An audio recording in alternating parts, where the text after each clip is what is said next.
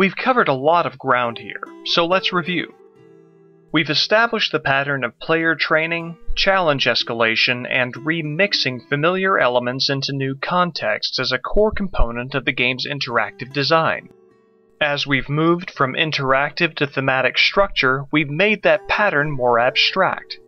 The mechanical elements of training, escalation, and remixing become thematic elements of image preparation, self-reference, and revised meaning in new contexts. So far, we've looked at these thematic structures in pairs.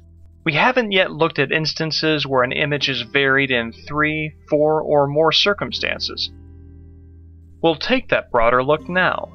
Now we'll focus on how The Last of Us develops its theme of human civilization's response to a devastating pandemic. We'll trace the development of this theme while also showing how the same technique of image preparation and revised meaning supports the broader view of its fictional world. Joel and Ellie cover a lot of ground, moving through the Boston quarantine zone. But man, can't deny that view. Billstown. Nice place you got here. Well, if you got anything to confess, this would be the place to do it. Pittsburgh. Nicely done. You bit? Not today. You? Not today. David's camp. The Fireflies. It was her. She fought like hell to get here. And Maria's village, where they finally settle home. Rather than tackle each human settlement in full, we'll move through them by theme. First, we'll consider their economies. Next, we'll look at their forms of government and culture. Finally, we'll consider their disposal of the dead. We'll review most settlements in the order that Joel and Ellie encounter them, but we'll save Maria's village for the end. First, let's look at each group's economy. The term economy can mean a lot of different things, so we're going super simple here. In this context, it means the system by which a community gathers, stores, and trades resources. Resources are things like food, clothing, guns, and medicine. Now give her the medicine. Methods of trade could include the exchange of capital and supplies or bartering for favors. So economy has three main parts: getting stuff, storing stuff, and distributing stuff, also known as trade. With those definitions in our holsters, let's go. The Boston quarantine zone is a military state. Any straggler even looks at me the wrong way, I put his ass down. They gather materials by conscripted labor. Wait, are you serious? I got served the damn papers this morning. I've been selected for outside work duty. Oh, that's such crap. Soldiers are supposed to handle the outside. I'll make sure to tell them that. What about you, Joel? You been summoned for this bullshit yet? Nope. Yeah, I bet. The military distributes them in a controlled fashion, forcing citizens to trade ration cards for these goods. I hear it's another half ration week. Are you fucking kidding me? That's 3 weeks in a row now. Well, what are you gonna do? This is such fucking bullshit. I bet those uniforms over there, they don't get half rations. Keep your voice down. What's wrong with you? Whatever, I don't even care anymore. Let them take me. Just be quiet. Their suspicions of corruption, of course, are not unfounded. That guy's been hoarding all sorts of shit in the factory. Whoa, hold on. Joel explains this later to Ellie in Pittsburgh. Give us our rations. Why wouldn't they give them their food? Sometimes they ran out. Most times they just held on to it. That never happened in Boston. Trust me, it happened all the time. In order to support their hoarding, the military strictly controls ration card availability. Any attempt at forgery is harshly punished. You didn't hear?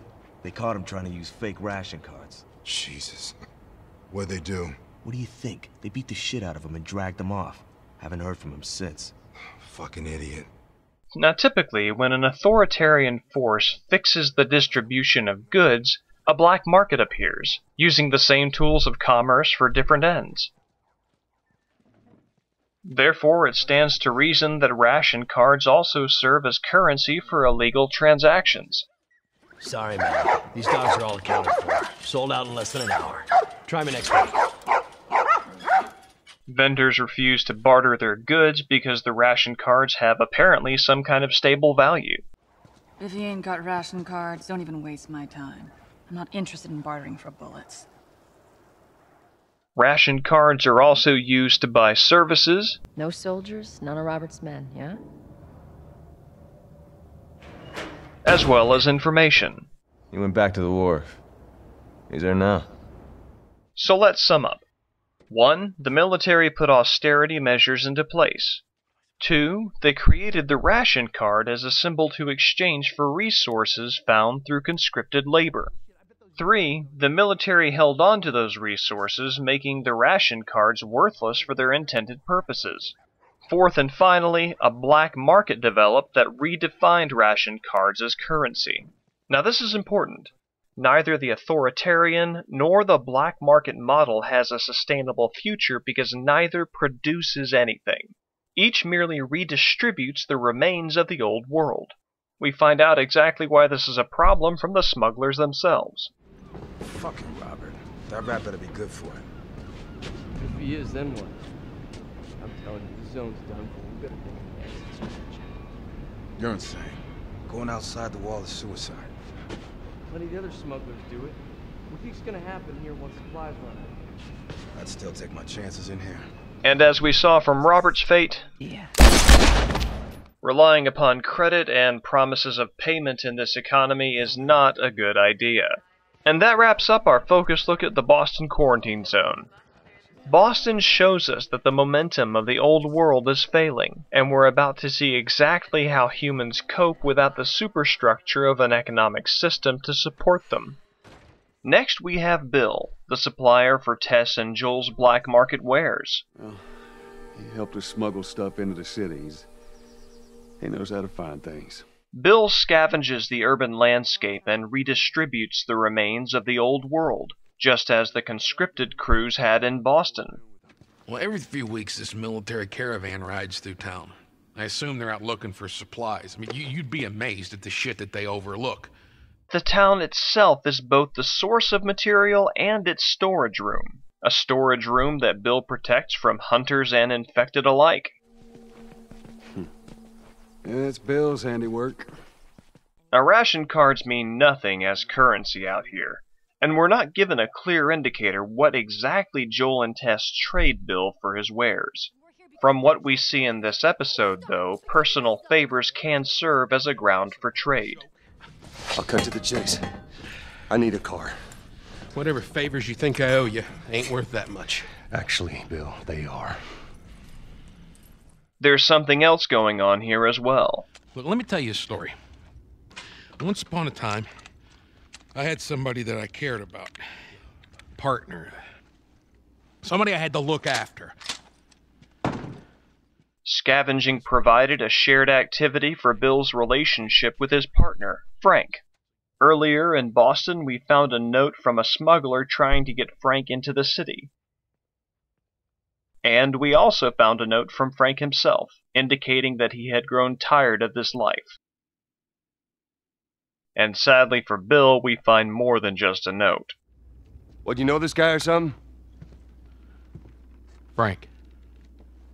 Who the hell's Frank? He was my partner. Now, Frank betrays Bill. Jesus. That's more of my stuff. So what, you just gonna steal my shit and run off? Is that it, Frank?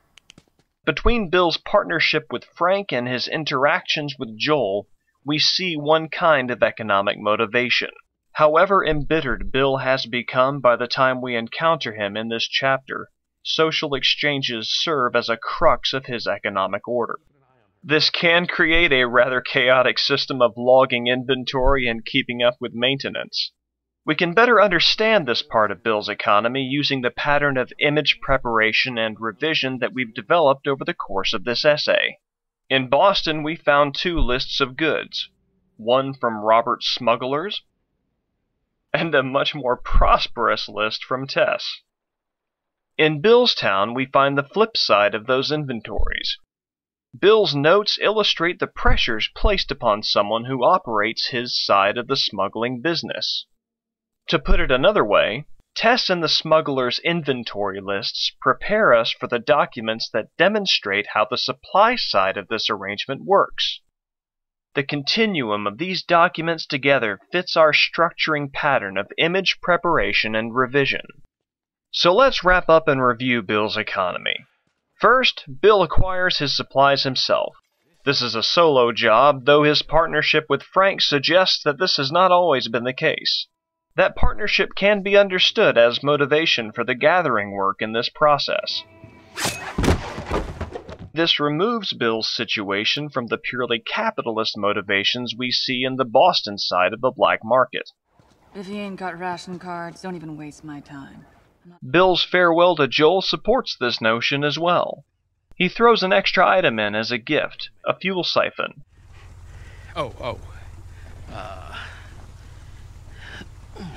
Here. What's this? You'd be amazed at how many cars still got gas in them. This is the exchange of goods founded upon social contracts. But when those contracts are over, they're over.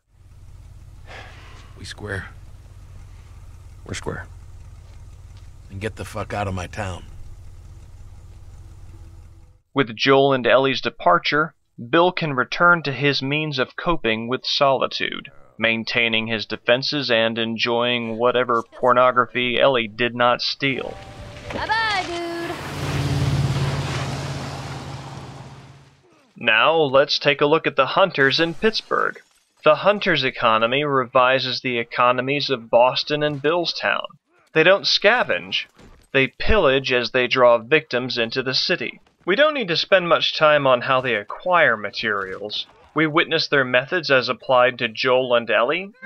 What's wrong with these guys? And we also witness their methods as applied to others who made the mistake of entering city limits. What the hell? Oh, this place is bad. Our main focuses then will be storage, distribution, and the motivation to gather. In terms of storage, the hunters are far more organized than Bill. There's some pretty gnarly stuff in here. Ellie! It's grotesque, but it is technically organization. Yet they also lack the factory organization that we saw in Boston. Fucking hunters. See, this could have been us. As we see in the very first shed that Joel and Ellie encounter, materials are stripped off tourist corpses and thrown into vaguely categorized piles. In this room, we also see the development of the image of the itemized list as the hunters keep records of the specific items pulled off each victim. The pattern of image preparation and revision goes on. The point of revision here seems to be the kinds of goods archived. The other inventory lists contain more variety than we see here.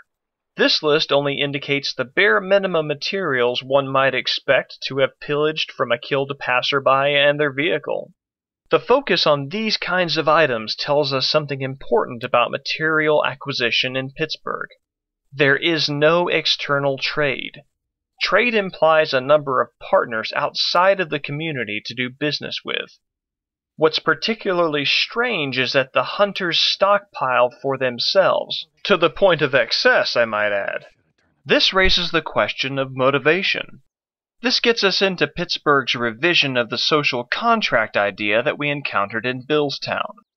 Through the chaos of the post-revolt leadership, hunting other survivors, or as they are called, tourists, has become a criterion for community membership. Those who do not hunt are killed. We learn this from a document written after the military and Fireflies had been successfully routed from the city. Note that this is not that different from Boston's requirement that conscripted citizens forage the outskirts in order to retain their residency. The hunter economy is a social contract in a major way. Members kill and gather resources from those whom they have killed in order to remain part of the hunter group. This also casts a vague light on some of Joel's unknown past, as we see during this conversation with Ellie. How did you know? Know what? About the ambush. I've been on both sides. Oh. So, you kill a lot of innocent people? We'll take that as a yes. Take it however you want. So let's locate Pittsburgh's economy on the same continuum of post-pandemic economies as Boston and Billstown. Using our familiar pattern of image preparation and revision, the hunters remix the themes that we've already observed elsewhere. Boston prepared us with the image of an authoritarian organization whose population was so large that they've become desperate for food. Boston therefore forces its conscripted citizens to scavenge for food.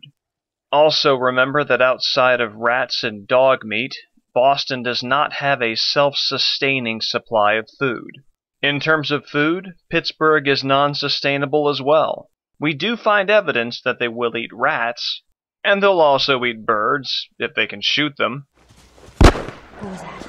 I don't know. Where did you learn to shoot? You had an entire flock and you hit nothing. I'm about to hit you. Nonetheless, the only food that we hear them discuss was either scavenged from the old world. God. You had 25 cans of bacon? Military locker in the hotel from back in the day. Me and Ruben stumbled on it, split it right down the middle. Or preserved fruit that presumably is not local to the area. Got some extra dried fruit if you want. I'll take you up on that. So, like Boston, Pittsburgh lives off the remains of the old world. Unlike Boston, though, they're only loosely organized. Now, Billstown prepared us with the image of an economic arrangement involving social contracts. Partner. Somebody I had to look after. The work itself was a business partnership, cultivating personal relationships, despite how bitter those relationships had become with time. Favors work as collateral for trade, and goods are scavenged for the purpose of trading with outside partners. Pittsburgh remixes this into a much darker arrangement. Hunting is required as part of the community's social contract. Beyond that, the hunters hoard rather than trade. Now, despite Bill's gains in sustainability, having only a small population to care for, he has trouble maintaining security against the infected on his own. You gotta check the barricades again. You neglect the simple shit, and now you're paying for it. You know what that means? Taking all the supplies from the warehouse and lugging to the east fence again. Then it'll take you... Bill? Joel? We encounter a parallel conversation in the hunters' camp. I'm not complaining. I bet you're not. We done here? We got another floor to check, man. Check for what? I ain't seen a clicker in weeks. That's because we're thorough. We're gonna keep being thorough. Let's wrap this up, right? Alright, whatever. This relates to their comparative economies because a safer area promotes safer scavenging, and the hunters' greater numbers afford them this safety. This safety is, in fact, one of the greatest advantages of their clannishness. These parallel conversations, of course, are yet another example of image preparation and revision. By remixing a sizable, semi-organized population with social contracts as motivation to participate, the hunters provide a basic definition of pack survival. Through the development of image patterns that we've demonstrated are at work throughout the game, the hunters have their place on the continuum of failing economic organizations that have arisen in response to the mass pandemic. These images develop further in David's economy. We first encounter David's men in the process of foraging. David's men attack Joel and Ellie for their supplies. Fireflies? Get down! Oh!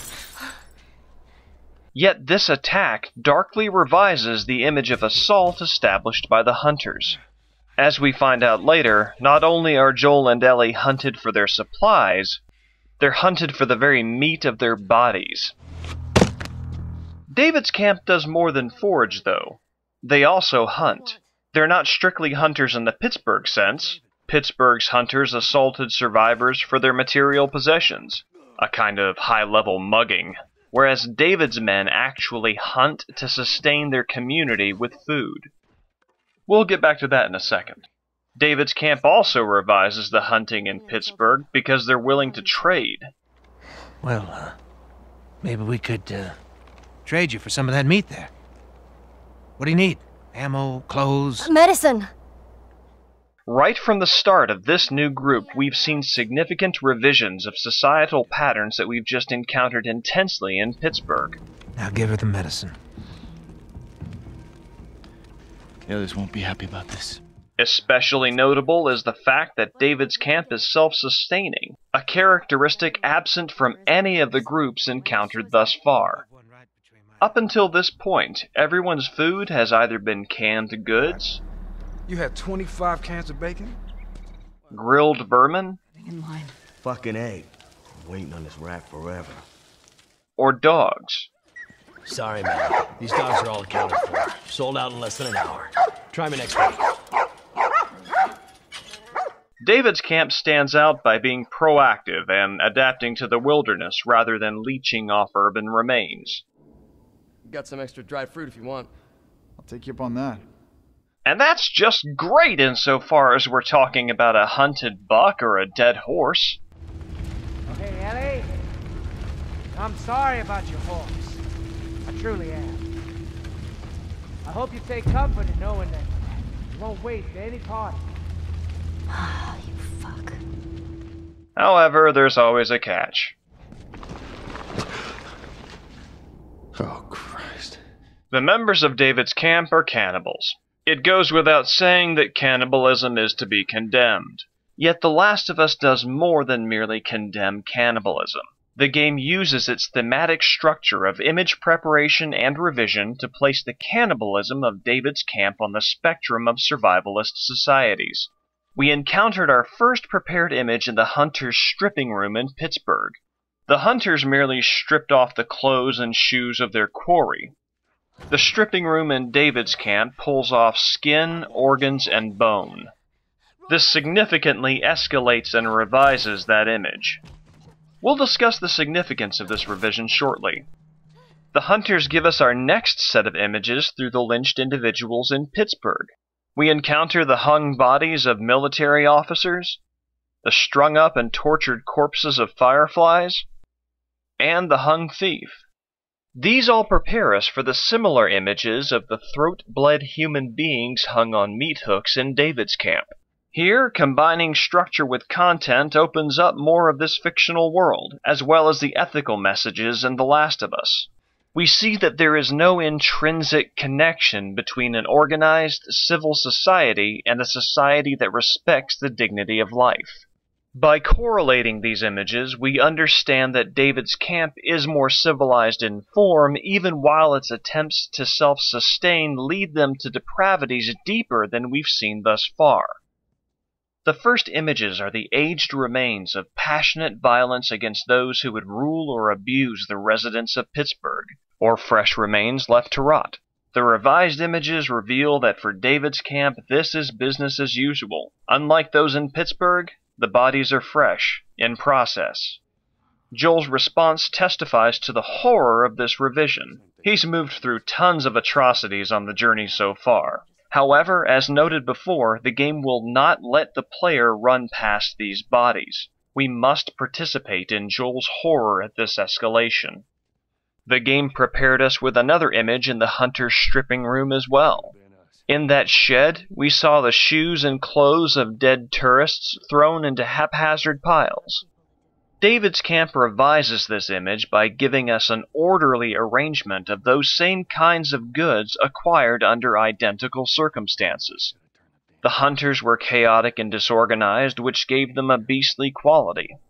Here we have the very same stockpiling presented as a civilized human activity. As with the bled human quarry, this group works in an organized, impersonal, methodical way. Now, this becomes personal for Joel and the player because we recognize Ellie's bag among the loot of the hunted. We get to see her humanity denied because she is archived and shelved along with the rest of those whom David's camp have caught, killed, and consumed. What is this? Where the hell is Ellie's stuff here? This dramatic effect would be weaker without these images to correlate. The Last of Us uses image preparation and revision to illustrate that organized civilization and moral improvement do not share the same arc. To put it another way, a more sophisticated social organization does not guarantee respect for life. Our next pass through revised images in Davidstown brings us to the inventory list. We started with 2 lists that showed the relative success of competing black market smugglers.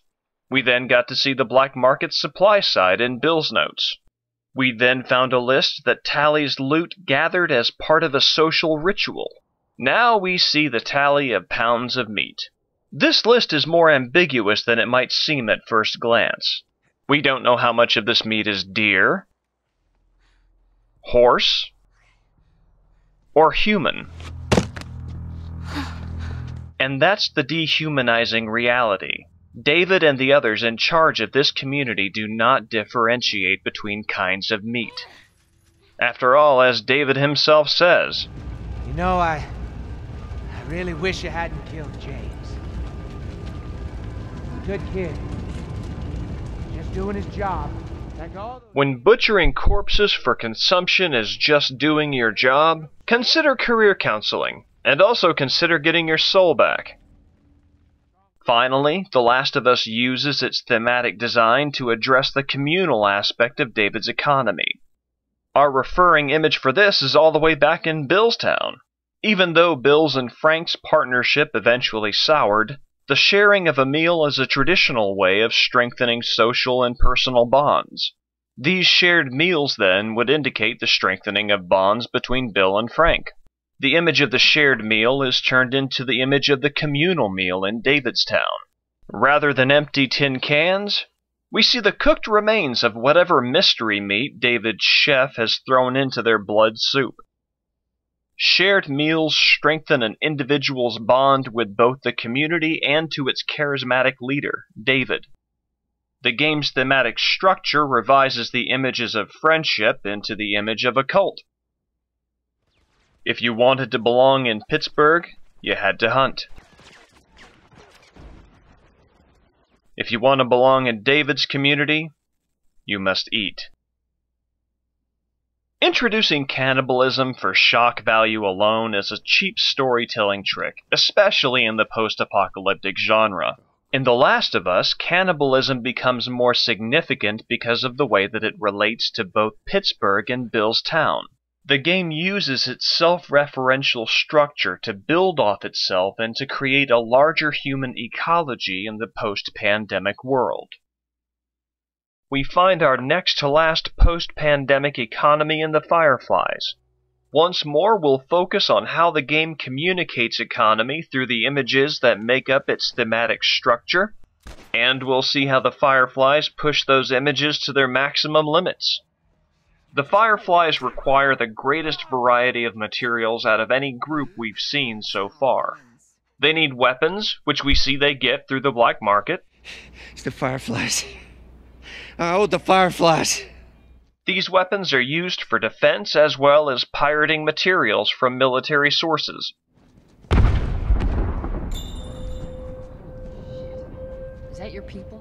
A later document reveals that the Fireflies do, in fact, pillage from quarantine zones, so their terrorist tactics against the military put them on the most extreme end of scouting for supplies, both in terms of method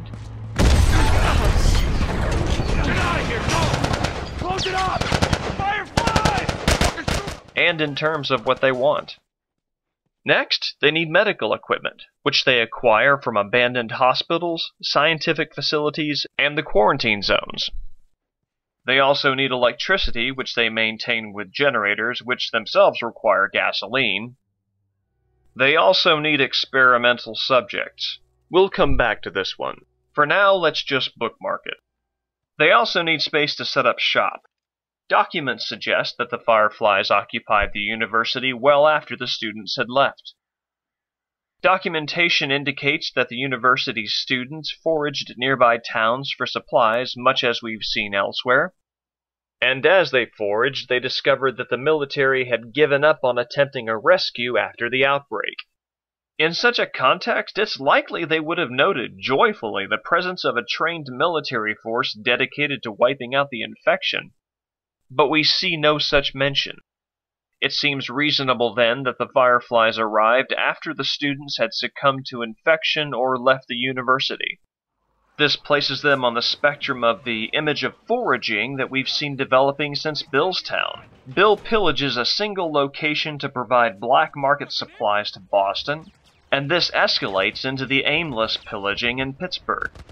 We see pillaging escalated once more in Davidstown as they assault survivors for materials and meat. Hey, I got her! Finally, with the Fireflies, we encounter the pillaging and temporary occupation of entire facilities. Now, this entire lab has been compromised, and the higher-ups have decided to abandon the university. The Fireflies arrive, they nest, they use up the resources, and they move on. The Fireflies do show signs of trade as illustrated by the deal that Marlene had brokered with Robert. Where's Robert?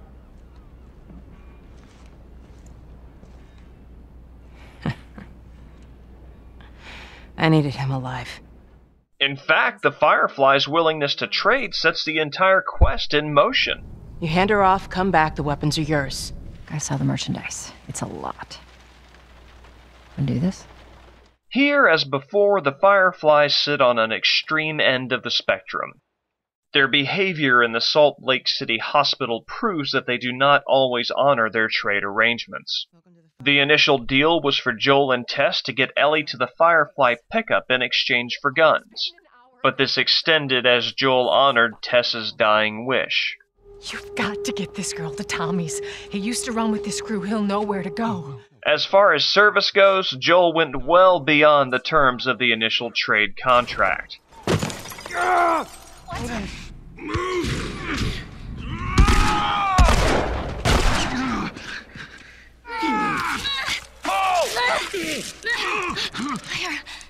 And the Fireflies saw execution to be a fitting payment. They asked me to kill the smuggler. Here we see what is, in my opinion, the least ambiguous message in The Last of Us. Always, always, always pay your freelancers.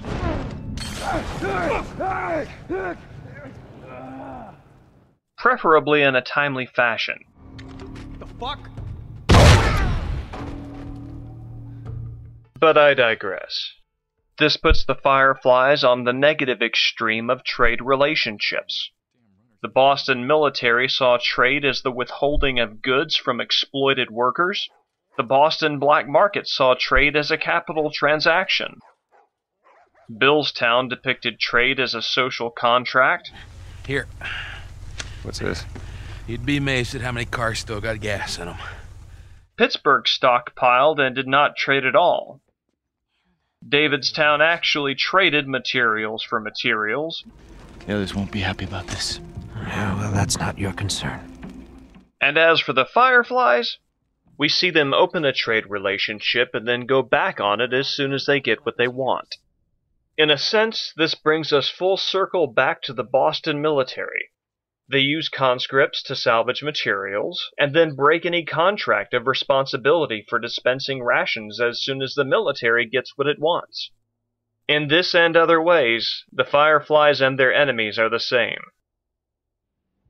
Now let's move from trade to the image of the inventory list, which reaches its apex here. All of the other inventory lists record materials received, not materials cycling through as part of a larger process. At the Sniper's Nest in the university, we find a log of materials and staff entering and leaving the facility. The image of the inventory list has taken us from fly-by-night smugglers to a large-scale organization that documents the movement of large quantities of stock and personnel. These sequential changes to a central idea comprise the game's thematic structure. The structure manipulates a stable image to show us the variety of societal responses to widespread breakdown and calamity. Testing subjects are the final and most complex of the Firefly's materials to acquire. We saw in Colorado that the Fireflies tried using monkeys as test subjects.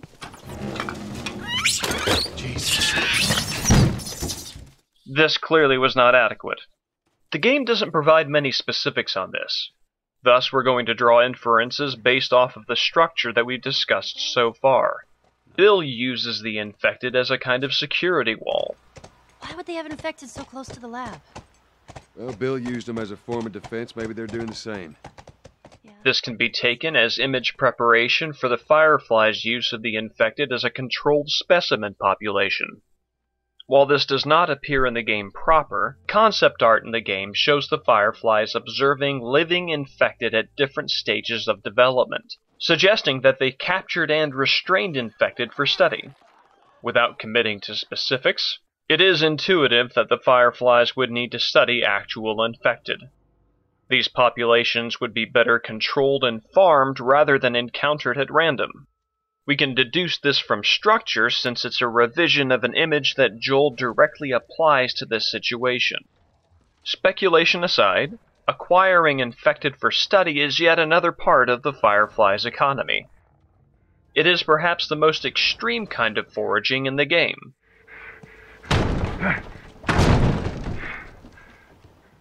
We've deliberately omitted Maria's and Tommy's camp from this video.